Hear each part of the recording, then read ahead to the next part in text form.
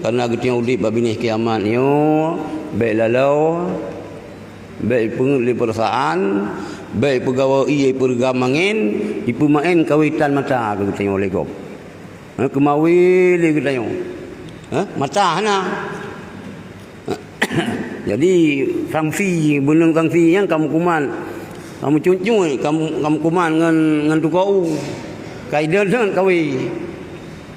Telefon pun moh ada pegang. Ho demai kaji tapi halalan. Dah buh bupah pula. Balung fikir sang raya ili. Ya minta ulung peh di urinang dayo ulhu.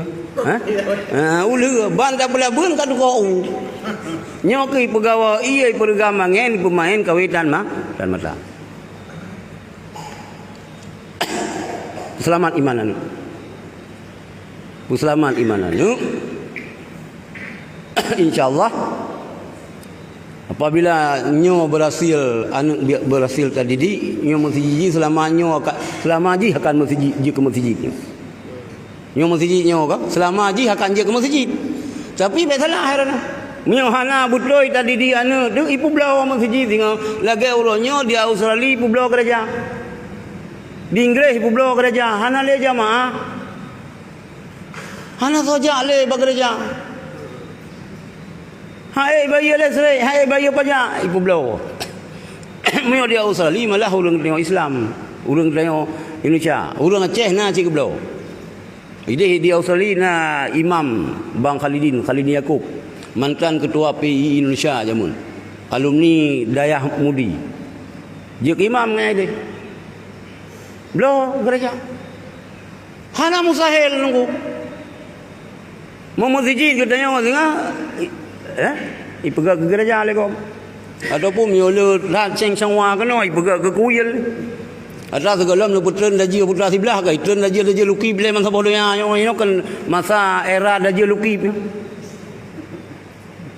nyo tak berah dah je yang begih kau pola murung yang naik piam dot ai tak berah je dia apa atau miolo lepas piam dot kau dia bahaya lu.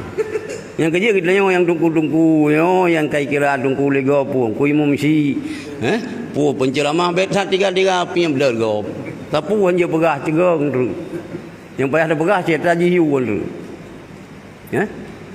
budip mandiri bertiga wirid kita yang kau azhar kaji acok tarikan mandum nak tarikan pu tarikan sama dia pu tarikan Yasin Fadilah pu tarikan waqiah aja baiklah salah cok tarikan ada anak yang tarikan biar rela si ke baik tarikatnya kan baik menggambar ada urung menggambar tarikatnya baru pah je dia kalau lang gunung gerudung libat samin cok buluh perindu jamun pupur kedai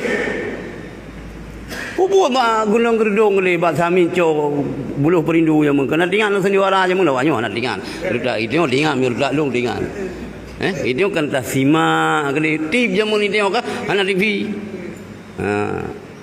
Jadi cok tarikan amai begot insyaallah gitu akan selamat dunia dan akhirat.